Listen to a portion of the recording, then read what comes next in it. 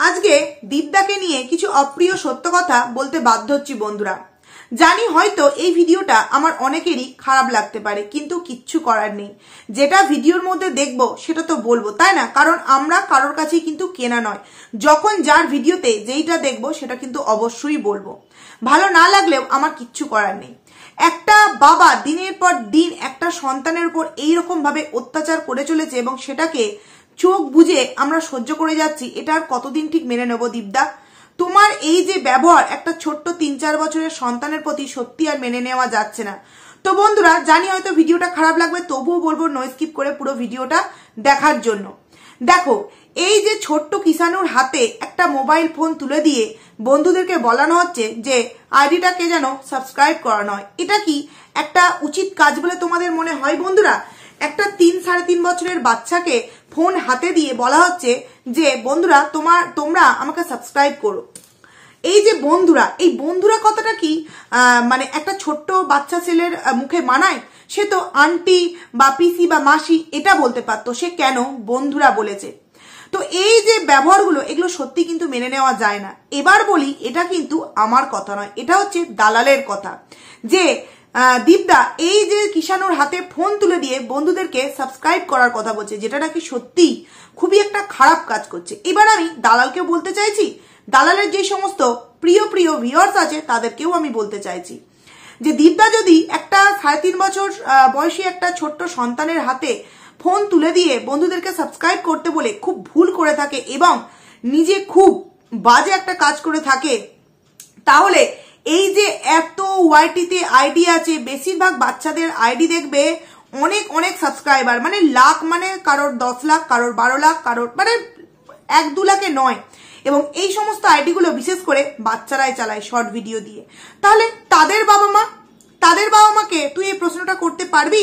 দেখ, আগে গিয়ে তাদের বাবা মাকে প্রশ্ন কর, কারণ তারা ৩-৩.৫ বছরের বাচ্চাকে প্রতিনিয়ত কিন্তু ভিডিও বানিয়ে যাচ্ছে এবং শর্ট ভিডিও কন্টিনিউ আপলোড করে যাচ্ছে ওয়াইটি প্ল্যাটফর্মে। সেখানে আমার মনে হয় দীপদা একদিন তার সন্তানকে ফোনটা হাতে দিয়েছে এবং বন্ধুদের সাবস্ক্রাইব করতে বলেছে, তাতে নাকি বিশাল বড় একটা অপরাধ করে ফেলেছে। কারণ কি, শুধুমাত্র কন্টেন্ট হিসেবে ব্যবহার করার জন্য ছেলেকে নিজের বাড়িতে রেখেছে, শুধুমাত্র টাকা ইনকামের জন্য ছেলেকে নিজের বাড়িতে রেখেছে, ভালোবাসা দিচ্ছে। যদি মেয়ে হতো, আদর আপ্যায়ন ভালোবাসা নাকি কিছুই দিত না। তাহলে দালাল, আমি তোকে প্রশ্ন করছি এবং দালালের কিছু ৫টা ভিউয়ার্সকেও আমি প্রশ্নটা করছি, যেই সমস্ত আইডি বাচ্চাদের দিয়ে শুধুমাত্র চালানো হয়, এই যে রোস্টিং ভিডিও বলো, বাচ্চাদের নিয়ে রোস্টিং ভিডিও বলতে এখানে আমি মজার ভিডিও বলছি, বাবা মা সন্তান মিলে যে মজার ভিডিও করে, বাইরেও অনেকে আছে করে, এবং সেই আইডি গুলো যথেষ্ট ফেমাস। ওই যে বললাম 10 লাখ 20 লাখ করে তাদের প্রায় সাবস্ক্রাইবার। তাদের মনে হয় এই প্রশ্নটা আগে করা উচিত, কেন তারা এই ছোট্ট বাচ্চাদের দিয়ে এই সমস্ত আইডি গুলো ওপেন করিয়ে টাকা ইনকাম করছে? আমার তো মনে হয় দীপদা তাদের থেকে অনেকটা নিচু লেভেলে আছে এই দোষের ভাগিদার হিসেবে, কারণ সে একদিন হাতে ফোনটাকে দিয়ে বন্ধুদেরকে সাবস্ক্রাইব করতে বলেছে, সেখানে এত বড় একটা অপরাধ করে ফেলেছে। তাহলে যারা এত বড় আইডি ওপেন করিয়েছে বাচ্চাদের দেখিয়ে, তাহলে তাদের তো মনে হয় দণ্ডনীয় অপরাধ হওয়া উচিত। ঠিক বলছি কিনা বন্ধুরা? তোমরা একবার ভেবেচিন্তে কমেন্টস করে জানিও। আচ্ছা, কন্টেন্ট বানানো হচ্ছে ছোট্ট বাচ্চাকে নিয়ে। আজকে রিনা যতদিন ছিল ততদিনেও কিন্তু আমরা তাদের প্রতিটা ভিডিওতে কিষানুকে দেখতে পেয়েছি, প্রতি মুহূর্তে দেখতে পেয়েছি। তখন ছোট ছিল, কারো কখনো দাদুর কোলে, কখনো বাবার কোলে, কখনো মায়ের কোলে, কখনো ঠাম্মির কোলে। এইভাবেই কিন্তু আমরা তাদের ভিডিওতে প্রতিনিয়ত কিষানুকে দেখে এসেছি। এখন যেহেতু সে বড় হয়েছে, হাঁটতে চলছে, খাচ্ছে, ঘুরে বেড়াচ্ছে, তখন তার অ্যাক্টিভিটি গুলো সন্দীপদা আমাদের সামনে সুন্দরভাবে প্রেজেন্টেশন করতে চায়, এবং সেইটাই হয়ে গেছে নাকি গোড়ায় গলদ। দালালের কথা অনুযায়ী সেইটাই হয়ে গেছে নাকি গোড়ায় গলদ, যে সন্দীপদা নাকি চেহারাতেই বড় হয়েছে, মানুষ হতে নাকি পারেনি। তো মানুষ হতে পারেনি একটাই কারণে, যেহেতু সন্তানের হাতে ফোন দিয়েছে, তার মানে সে মানুষ হতে পারেনি। সত্যি যদি সে মানুষ হতে পারতো, তাহলে বউ তাকে ছেড়ে কি চলে যেত? বলছে যদি সে মানুষ হতে পারতো তাহলে বউ নাকি বাড়িতেই থাকতো। বউ চরিত্রহীন নয় যে তাকে বেঁধে রাখতে পারেনি। হাসি পেল একটু। বউ নাকি চরিত্রহীন নয়, মানে রিনা নাকি চরিত্রহীন নয়। তো যে কিনা স্বামীর পাশে শুয়ে সন্তান পাশে আছে, সেক্সুয়াল চ্যাটিং করে কোনো এক অচেনা পুরুষের সাথে, অ্যাকচুয়ালি তার ক্যারেক্টারটা কতটা ভালো রে দালাল? নিশ্চয় তুই এই জিনিসগুলো তুইও তোর জীবন দিয়ে করেছিস, তোর লাইফেও এই জিনিসগুলো ঘটেছে এবং সেই কারণেই তোর মনে হচ্ছে যে এই জিনিসগুলো করলে সে চরিত্রহীনা হয়ে যায় না। এগুলো তো একটা নর্মাল বিষয়, তাই না? এগুলো একটা নর্মাল বিষয়, ঠিক বলেছিস একদম, যে এই হাজবেন্ডের পাশে শুয়ে সন্তান পাশে আছে, তারপরেও কোনো একটা অচেনা ছেলের সাথে, কারণ রিনার কথা অনুযায়ী অচেনা ছিল, বেশি দিন আগে থেকে নাকি তাদের চেনা পরিচিতি ছিল না, এবং সেই ছেলের সাথে সেক্সুয়াল চ্যাটিং। এবং ভাবো বন্ধুরা, বন্ধুত্বটা কতটা ঘনিষ্ঠ হলে তবে কিনা একটা অচেনা ছেলের সাথে একটা অচেনা মেয়ে সেক্সুয়াল চ্যাটিং স্বামীর পাশে শুয়ে করতে পারে। এরপর তোমরা ভাবো যে সেই বউ চরিত্রহীন হতে পারে কি পারে না। দালাল, তোকে প্রশ্ন করলাম, অ্যান্সারটা দিস, কারণ রিনা নিজের মুখেই বলেছিল, এমনকি আমরা কল রেকর্ডেও কিন্তু বিষয়গুলো শুনতে পেয়েছিলাম। এরপর যে কথাটা বলতে চাইছি, বাচ্চার পড়াশোনা নিয়ে নাকি দীপদার কোনো চিন্তা ভাবনা নেই, তাকে নাকি মানে ধরে বেঁধে পড়তে বসানো উচিত, তাকে নাকি একটা নিয়ম শৃঙ্খলার মধ্যে বেঁধে রাখা উচিত।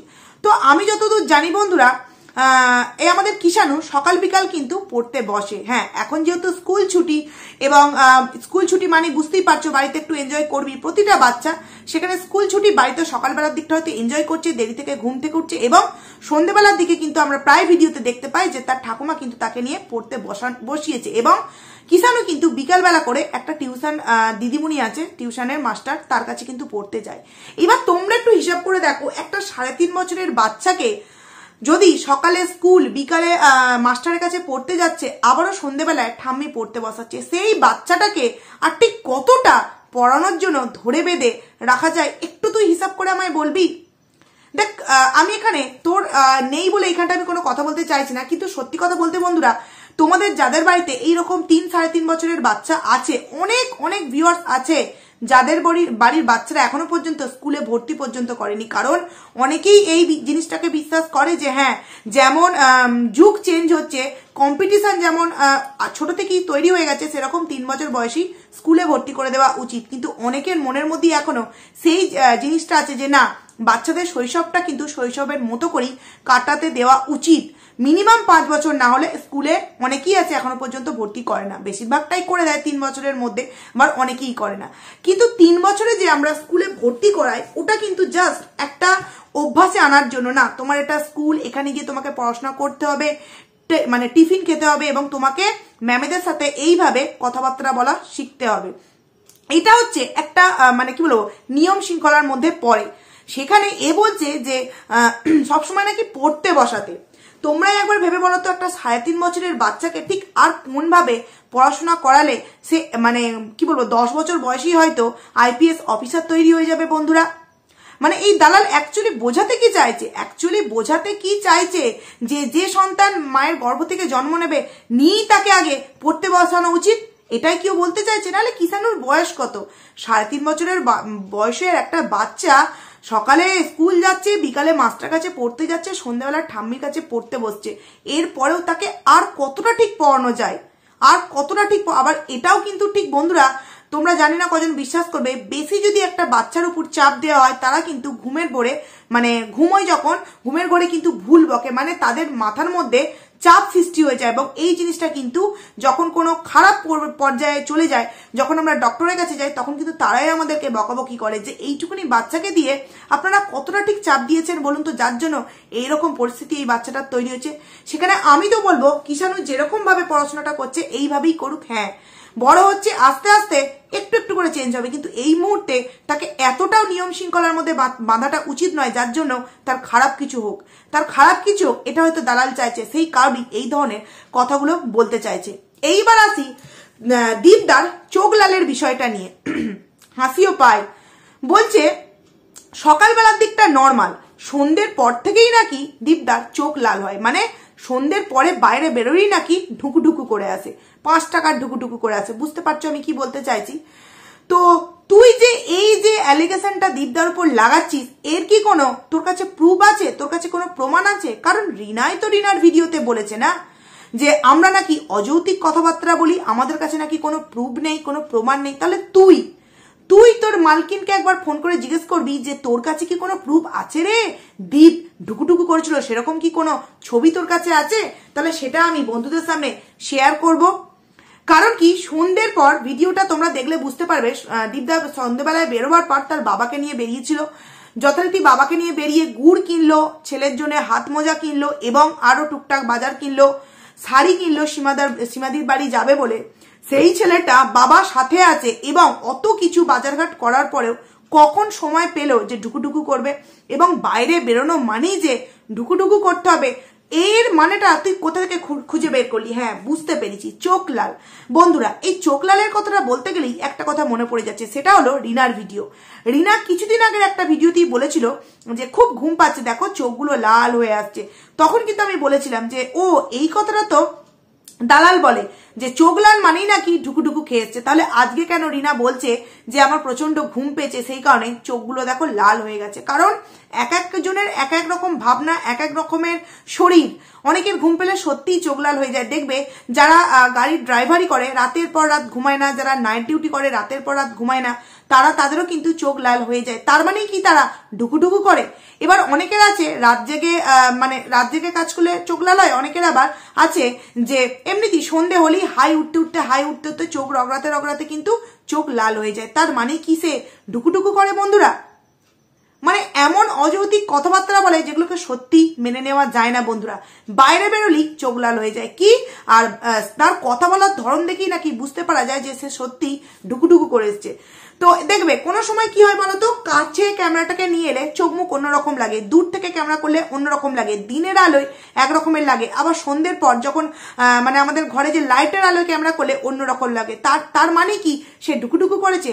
তাহলে তো আমরা বলতেই পারি রিনাও যে সমস্ত জিনিসগুলো করছে, সেগুলো যেগুলো আমরা বলছি সেগুলো সত্যিই সত্য বলছি, কিন্তু আমাদের কাছে কোনো প্রমাণ নেই।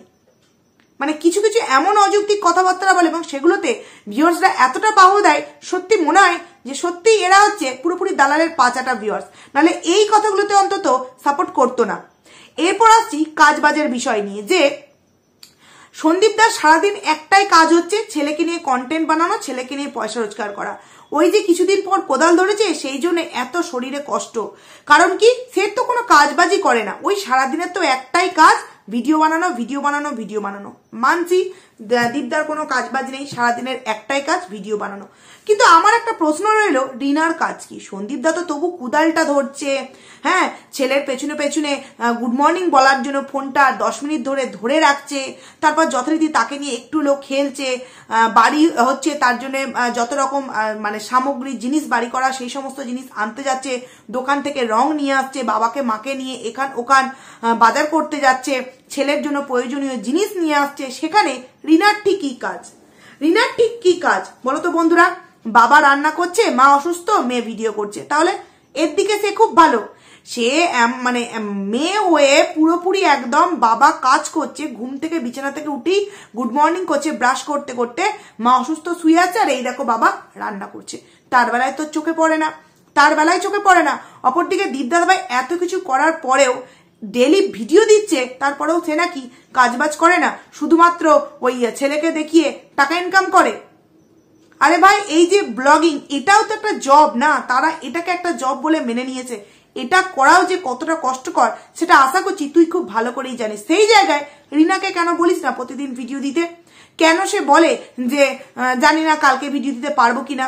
শুধুই কি নেটকে উপলক্ষ করে, নেট নেই বলে সে ভিডিও দিতে পারছে না, নেট প্রবলেম বলে ভিডিও দিতে পারছে না, এই একটা অজুহাত পেয়ে গেছে? তাহলে এই যে এত টাকা রিনা ইনকাম করছে, একটা ওয়াইফাই কানেকশন কি নিতে পারে না বন্ধুরা? নিতে পারে। কিন্তু ওই যে ও মাঝে মধ্যে ভিডিও মাঝে মধ্যে 2 দিন অন্তর যে গ্যাপ দেয়, সেগুলো অ্যাকচুয়ালি ও কি করে? ডেইলি ব্লগ ভিডিও আমাদের সামনে কেন দেয় না? এর কারণটা কি তুই রিনার কাছ থেকে জেনে নিয়ে এসে আমাদেরকে একটু জানাতে পারবি? জানাতে পারলে কিন্তু খুব ভালো হয়। তবে হ্যাঁ, আমি দীপদাকে একটা কথা বলতে চাইছি, দেখো এইটুকুনি বাচ্চাকে এক্ষুনি শেখাবার প্রয়োজন নেই যে বন্ধুরা তোমরা আমাকে সাবস্ক্রাইব করো, এইগুলো এখন শেখাবার প্রয়োজন নেই। কারণ তুমি এইগুলো নিয়ে এখন বলা মানেই তোমাকে নিয়ে কিন্তু নেগেটিভ কন্ট্রোভার্সি করবে এই দালাল বা দালালের কিছু 5-8 ভিউয়ার্স আছে, তোমাকে বাজমন্দ কমেন্ট করতে হবে। কারণ এদের মধ্যে সেই বোধগম্যটাই নেই যে এটা একটা মজার চলে, খেলার চলি। এটা যদি রিনা তার কাছে নিয়ে তার ছেলেকে করতো, তখন কিন্তু খুব বাহবা দেওয়া হতো। কিন্তু যেহেতু এখন তারা রিনার পরে আর দীপদাকে একদমই পছন্দ করতে পারছে না, সেহেতু কোনো সামান্য বিষয় দেখলেও কিন্তু তার পেছনে গিয়ে কলকাঠিটা মারতে কিন্তু আরম্ভ করে দেবে। এইবার আসছি আর একটা পয়েন্ট নিয়ে, যেটা কিনা রিনার ভিডিও থেকে আমার আজকে বলতে ইচ্ছা করলো, সেটা হচ্ছে লোভ। আচ্ছা, লোভ নিয়ে এই রিনা আজকে একটা টাইটেল দিয়েছে, যেটা আমি পুরোপুরি নিলাম না, নামটা মুখে নামটা নিলাম না। তো এই যে লোভ, আমি রিনাকে একটা প্রশ্ন করতে চাইছি যে তুই যে লোভ নিয়ে আজকে কথাটা বললি, তুই তো দুদিন আগে বলেছিলিস যে আমি ভিডিও করতে চাই না, আমার ভিডিও করতে ভালো লাগে না, আমি চাই না এই ভিডিওর টাকা ইনকাম করে আমি আমার জীবনটাকে মানে চালাতে বা ইনকাম করতে। তাহলে আজকে এখন কি কারণে তোকে ভিডিও দিতে হচ্ছে বলতো? তাহলে তোরও নিশ্চয়ই লোভ আছে, সেই কারণে তুই এই জিনিসগুলো করছিস। লোভ নিশ্চয়ই তোরও আছে, নাহলে তুই ডেলি ব্লগ ভিডিও মানে দুদিন অন্তর অন্তর যে ব্লগ ভিডিও দিচ্ছিস, ঠিক কেন দিচ্ছিস? তোর তো পয়সা ইনকামের কোনো রকম কোনো কিছু ইচ্ছাই নেই। তোকে তো কত কত ভিউয়ার্সরা তোকে বলছে তোর পড়াশোনার দিকে ফোকাস দিতে, তোর কোনো রকম কোনো একটা কোর্স করতে, তুই সেগুলো না করে তুই ব্লগিং কেন করছিস? তুই তো গেছিস, তোর বাবা মার দায়িত্বে আছিস, সেই তোর বাবা মা তোকে এখন নতুন করে মানে মানুষ তৈরি করুক, সেখানে তুই কেন ভিডিও আমাদের সামনে দিচ্ছিস? তুই কেন পড়াশোনা নিয়ে এগিয়ে যাচ্ছিস না? এর উত্তরটা দালালকে একটু পার্সোনালাইজ দিস তো তুই। তারপর এই দালাল বলছে যে একটু ঘাস সরালো তাতেই নাকি হাঁপিয়ে গেল। আচ্ছা, মানছি একটুখানি ঘাস সরিয়েছে, তোমরা বন্ধুরা যতই দেখেছো কুপিয়েছে, মানে দীপদাই কুপালো, কুপিয়ে দুটো নারকেল গাছ বসালো, তারপর তোমার আলু বসাবে বলে মনে হয় ছাইটাই দিল। তো নিজেই বললো দীপদা যে অনেকদিন তো কোদাল টোদাল ধরা হয় না, সেই কারণে একটু হাঁপিয়ে গেছি। অপরদিকে রিনাকে দেখেছি নিচে থেকে ওপরে যদি উঠে আসে সিঁড়ি দিয়ে, তাহলেই সে হাঁপিয়ে যায়। ওভারব্রিজে যখন ওঠে তখনই দেখি হাঁপিয়ে যায়। তাহলে রিনা কেন হাঁপিয়ে যায়? দেখো বন্ধুরা, কাজকে উপলক্ষ করে হাঁপানোর বিষয়টাকে কিন্তু যদি বলি আমরা খুব ভুল কথা বলবো, কারণ সবার শরীর কিন্তু সমান নয়। রিনা সারাদিন বসে থেকে থেকে হাঁপিয়ে যাচ্ছে, তাহলে সে কেন হাঁপিয়ে যাচ্ছে একটু বলতে পারবি? দীপদা তো তবু কাজ একটু হলেও করছে, কোদালটা একবার হলেও এইভাবে কোপাচ্ছে, তবে হাঁপাচ্ছে। রিনা কি করে যে রিনা হাঁপিয়ে যাচ্ছে? নাকি তার কাছ থেকে একদম পয়সা খেয়ে মুখ বন্ধ করে রেখেছিস?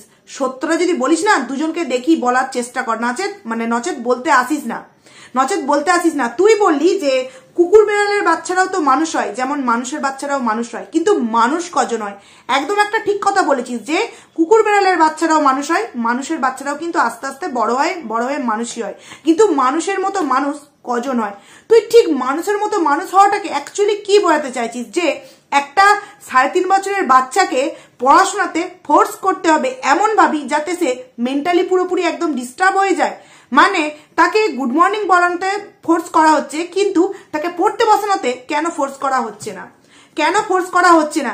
এক কাজ করিস না, তুই অন্তত এরকম বিষয়টা তোর আত্মীয় স্বজনের মধ্যে যদি কেউ থেকে থাকে, এই বিষয়টা নিয়ে একটু আলোচনা করিস যে তাকে গুড মর্নিং বলাতে ফোর্স করানো হচ্ছে ফোনে, অথচ তাকে পড়তে বসানো হচ্ছে না। কিন্তু হ্যাঁ, সে সকালে স্কুল যায়, বিকালে টিউশন মাস্টার কাছে পড়তে যায়, সন্ধ্যেবেলা আবার ঠাম্মার কাছে পড়তে বসে।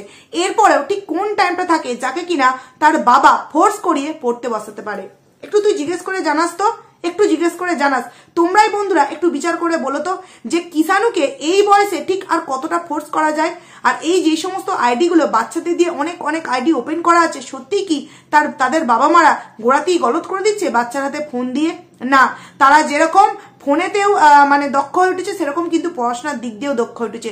সেরকমটা ঠিক কিষানও আস্তে আস্তে বড় হচ্ছে, পড়াশোনার দিকেও কিন্তু দক্ষ হবে, এবং যতটা সহজ সরল দীপদাদাভাই নিজেকে তৈরি করেছে সেই রকম যেন এই কিষানু না হয়।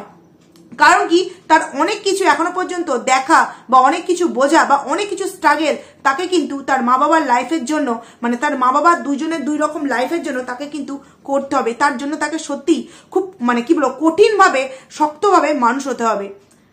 তো যাই হোক বন্ধুরা, ভিডিওটা আমি এখানেই এন্ড করছি, অনেকটা বড় হয়ে গেল। কেমন লাগলো অবশ্যই তোমরা কমেন্টস করে জানিও, এবং দালাল যে কথাগুলো বললো সেগুলো কি সত্যিই ঠিক বলেছে একটা 3 বছরের বাচ্চাকে? আর ঠিক কিভাবে ফোর্স করে পড়াশোনা করানো যায় তোমরা একবার কমেন্টস করে জানিও তো বন্ধুরা। তো চলো, এখানে ভিডিওটাকে আমি এন্ড করছি, টাটা।